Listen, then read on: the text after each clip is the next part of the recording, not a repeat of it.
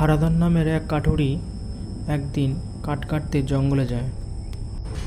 হঠাৎ সে হাঁপাতে হাঁপাতে বলে, আজ কোথাও একটা ভালো গাছ পেলাম না। ওহ, এই তো শেষ পর্যন্ত একটা ভালো গাছ খুঁজেই পেয়ে গেছি। এই গাছটা অনেক পুরনো, কাঠ অনেক মজবুত হবে। কিন্তু কুড়াল তুলতেই হঠাৎ থেমে যাও কাকুরে, আমি শুধু গাছ নই, এই জঙ্গলের প্রহরী। কে কে বলছে? ওখানে কে? আমি এই বট গাছের আত্মা, শত বছর ধরে এখানে দাঁড়িয়ে আছে। যারা আমাকে কেটে ফেলতে আসে তাদের আমি অভিশাপ দিই। আমি গরিব মানুষ, মেয়ের চিকিৎসার জন্য কাঠ বেচে পয়সা জোগাড় করবো ভেবেছিলাম, কিন্তু আমি জেনে কাউকে কষ্ট দিতে চাই না। তুমি তো দেখছি অন্যরকম। তুমি চাইলে আমি তোমাকে একটা রহস্য বলি, যেটা দিয়ে তোমার দারিদ্র ঘুচে যেতে পারে।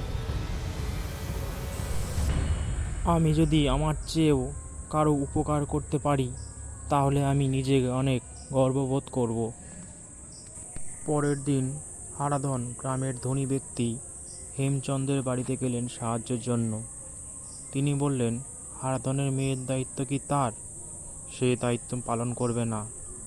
এই বলে হারাধনকে সেখান থেকে চলে যেতে বললেন। হারাধন নিজের বাড়িতে এলেন। বউ, এই তুমি কিছু একটা করো, মেয়েটা তো অসুস্থতায় কষ্ট পাচ্ছে বড্ড। রাতে হারাধন আবার যায় বটগাছের কাছে। যেহেতু তুমি কাউকে দোষ না দিয়ে নিজের লড়াই নিজেই চালিয়ে যাচ্ছ, তাই আমি তোমাকে একটা জাদুর কাঠি দিচ্ছি। এটি দিয়ে তুমি যে গাছের গায়ে ছোঁয়াবে সেই গাছ থেকে সোনা ঝরে ঝরে পড়বে, কিন্তু শর্ত একটাই। কি শর্ত? কি শর্ত? আমি সব শর্ততে রাজি আছি।